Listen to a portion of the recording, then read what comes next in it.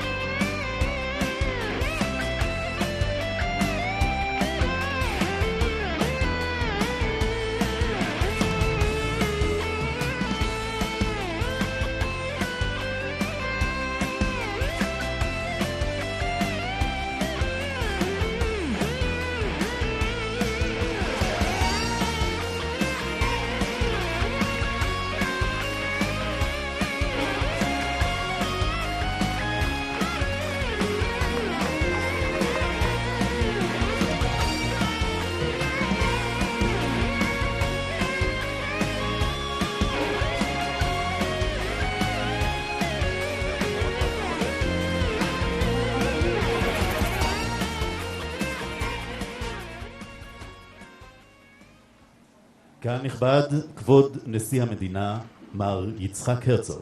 Honored guests, His Excellency, the President of the State of Israel, Isaac Herzog. The Honorable Joseph R. Biden Jr., President of the United States of America. His Excellency Yair Lapid, Prime Minister of the State of Israel. Ministers, Knesset members, religious leaders, excellencies, distinguished delegations, honored guests. Mr. President, you are the 15th consecutive American president with whom my family has had the privilege of engaging for over 80 years. FDR was the first one.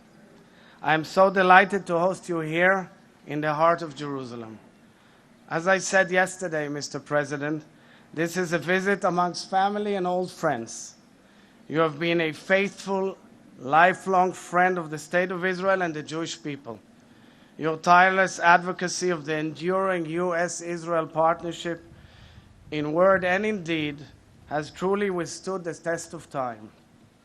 Your journey of peace here in the Middle East comes at the pivotal hour of a challenged world order. The aftershocks of the pandemic are colliding with the tragedy unfolding in Ukraine, while extremism displaces dialogue as our planet runs out of time. I believe that a strong and vibrant U.S.-Israel partnership has seldom been more critical to our countries, to the Middle East, and to global stability and sustainability, peace and prosperity, democracy and decency. Since its establishment, the State of Israel has been a vibrant democracy, sometimes too much, Mr. President, as you know all too well. We are a diversified society, encompassing Jews and Muslims, Christians, Druze and Circassians, of all denominations and beliefs.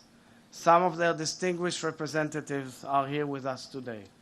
We also are so proud that ambassadors from all Arab countries that have signed peace accords with Israel are present here today. Mr. President,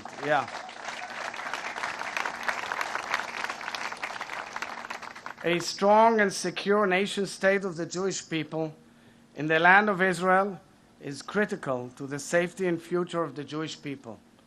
And now we have the opportunity, thanks in large part to the support of your administration and the Abraham Accords, to envision one step further. Together, we can create not only a new Middle East, but a renewable Middle East, a regional ecosystem of sustainable peace. Under your leadership, we can continue transforming our region from a source of global tension to a source of global stability, progress, and integration. The Middle East can grow into a meeting point for climate innovation and combine medical research, clean energy, food security, and peaceful exchange among faiths and peoples. This is the blessing you will bring in the coming days to your meeting in Jeddah. Just as we are united in promoting peace and cooperation in the Middle East, we're also united in our opposition to Iran's terror and that of its proxies, and its drive for nuclear weapons capability, which is the greatest threat to this region and perhaps the world at large. We know the United States is committed to Israel's security, as you have reiterated throughout this visit. This was underscored in the important Jerusalem Joint Declaration, which you and Prime Minister Lapid agreed upon and signed today, echoing your own ironclad, unshakable commitment to Israel's security and well-being. I commend your administration's crystal clear moral stance against all forms of anti-Semitism and delegitimization of Israel around the world. Thank you always for standing by us. And now, Mr. President, in our private meeting moments ago, I handed you a document found in our National Archives, the minutes of your meeting with Prime Minister Golda Meir nearly 50 years ago, which you often recount with fondness. What is interesting is the reflection of the Israeli diplomat who wrote the minutes and added the following concluding remark, and I quote, "The senator," that means you, Mr. President, "was full of respect and admiration for the Prime Minister and repeatedly said that he has come to learn, but on the other hand was carried away by his enthusiasm." President Biden, your great enthusiasm remains with us until today, and we feel it here. I thank you for honoring us with this important visit, which means a great deal for the people of Israel. And in a few moments, I will honor you in gratitude and appreciation on their behalf. We wish you great success in your regional visit and your historic trip tomorrow from Israel to Saudi Arabia. May it bring a message of peace and hope for all peoples of the region. And finally, Mr. President, you say, God bless America. We say, as was quoted today by the Prime Minister as well in our prayers, Hashem oz le'amo iten, Hashem yevarech et amo b'shalom, meaning the Lord will give strength unto his people, the Lord will bless his people with peace. And I say to you, my dear friend, the Lord will give strength unto our peoples. The Lord will bless our peoples with peace. Hashem oz le'ameinu iten, Hashem yevarech et ameinu b'shalom. Toda rabba. Thank you. Well, President Herzog, it's wonderful to be with you again and honored to be with so many familiar faces out in this garden. You know, if anyone should understand my inclination and enthusiasm, you should be. With a grandfather who thought Sinn Féin was the future of Ireland, you should understand that. You all think I'm kidding. I'm not. Great day for the Irish. I've known many of you for a long time, and all of you, and you know that my love for Israel is deep-rooted. I was raised, as we say and you say, by a righteous Christian, my dad. And I've had the honor, it's hard to say these words, for over 50 years. I can't be that long, but for over 50 years in the federal government helping build the relationship. And 50 years ago, we'd never had this audience before. We would not have this audience out here. We had so many people representing so many different nations and faiths as well, and it's important. Seeing Israel thrive, seeing the wildest dreams of Israel's founding fathers and mothers grow into reality that Israel children enjoy today, to me is close to miraculous. You're always we use in the Catholic Church a hymn that's based on one of the Psalms, and it says, "May he raise you up on eagle's wings and bear you on the breath of dawn. Until we meet again, may God hold you in the palm of his hand."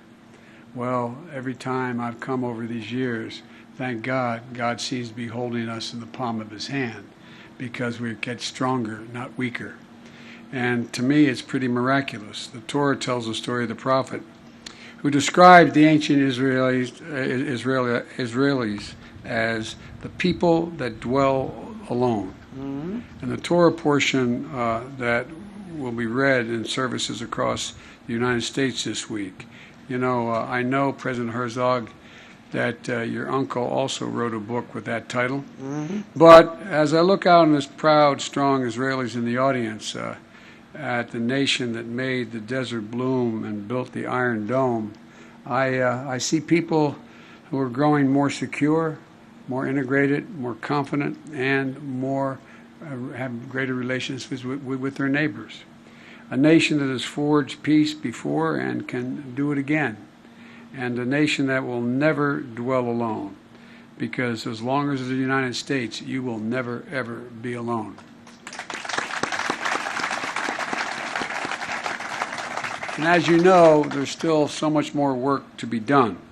That's why America's commitment to Israel's security remains ironclad. Today and in the future, that commitment is not about me or any other American president. It springs from the deep affinity and enduring connection between our peoples. And it is our responsibility as leaders to nurture that bond, to ensure that it grows stronger, deeper, and broader as we navigate the challenges ahead, and they will continue to be profound and they will change. And as a leader, I can say without hesitation that being known as a friend of Israel and receiving this award today is among the greatest honors of my career, and I mean that from the bottom of my heart. In fact, and thank you, Mr. President, since I know that you and I share a connection, as I said to Ireland, I hope you forgive me for ending by quoting an Irish poet, Seamus Heaney. He wrote in the Cura Troy, he said, "History says don't hope on this side of the grave, but then, once in a lifetime, that longed-for tidal wave of justice rises up, and hope and history rhyme." I truly believe that we're at one of those moments, if we get lucky and work hard, where we can make hope and history rhyme. Israel and the United States are both places built on hope, grit, and determination. And I believe together we will stay always true to our founding values, and that we can help make hope and history rhyme once more, but this time in one of the most dysfunctional in the past regions of the world, where you again will be fully integrated and be one of the leaders. So, Mr. President, it's an incredible honor, and as some of you heard me say, if my mother were here, she said, "Joey, hush up and let the man get on with his job." But thank you, thank you, thank you. Thank you, Mr. President. So, הנשיא Mr. הרצוג יעניק את עיטור הנשיא לנשיא ביידן. President of the State of Israel, Isaac Herzog, will bestow the Presidential Medal of Honor upon the President of the United States of America, Joe Biden. The Honorable President Joseph R. Biden Jr., in recognition of the strong support for Israel you have consistently demonstrated and the depth of the friendship our nations share, I wish to present you with the highest honor bestowed by an Israeli president, the Presidential Medal of Honor. This tradition was instituted by the late president and your good friend, Shimon Peres. The accompanying certificate reads, and I begin with quoting the Bible, "Imo chokhma ugvura, lo etza utvuna." With him are wisdom and strength, he has counsel and understanding. The Presidential Medal of Honor is hereby awarded to the Honorable President Joseph R. Biden Jr. of the United States of America for his true friendship with the State of Israel, the people of Israel, and the Jewish people. His uncompromising decades-long commitment to Israel's security, his contributions to deepening, strengthening, and enhancing the strong and unwavering alliance between Israel and the United States of America, and his struggle against anti-Israeli and anti-Semitic hatred around the world.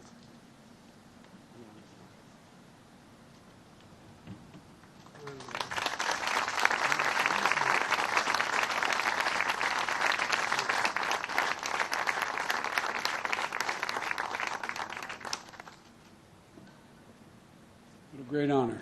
Thank you very, very much. Pleasure.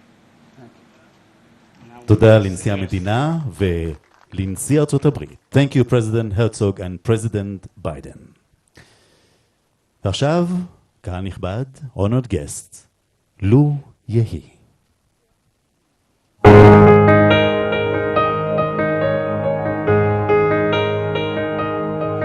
עוד יש מפרש לבן באופק מול ענן שחור כבד, כל שנבקש לו יהי. ואם בחלונות הערב ונראות החג רועד, כל שנבקש לו יהי. לו יהי, לו יהי, אנא לו יהי, כל שנבקש לו יהי. לו יהי, לו יהי, אנא לו יהי, כל שנבקש. מקול ענות אני שומע, קול שופר וקול תופים, כל שנבקש לו יהי. לו תשמע בתוך כל אלה גם תפילה אחת מפי, כל שנבקש לו יהי. לו יהי, לו יהי, אנא לו יהי, כל שנבקש לו יהי. Let it be, let it be, let it be, oh let it be. כל שנבקש לו יהי. פתאום מזרח מאופל על ראשנו אור כוכב, כל שנבקש לו יהי. אז תן שלווה ותן גם כוח לכל אלה שנאהב, כל שנבקש לו יהי. Let it be, let it be, let it be, oh let it be. There will be an answer, let it be. לו יהי, לו יהי, לו יהי, לו יהי. There will be an answer, let it be.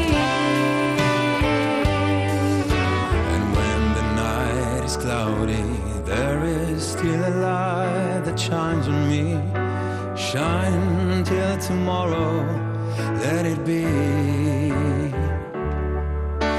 I wake up to the sound of music. Mother Mary comes to me. There will be an answer, let it be. Lu yei, lu yei, lu yei, lu yei. Kol shenevkesh, lu yei. Let it be, let it be, let it be, let it be. There will be an answer, let it be.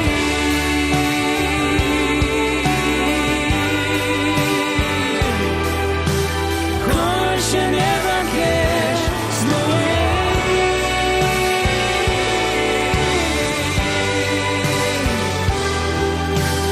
כל שנבקש לו יהי.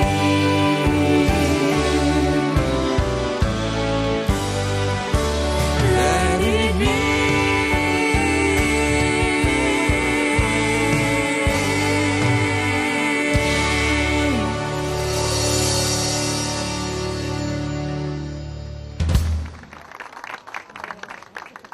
רן דנקר, יובל דיין, תודה רבה. Thank you very much.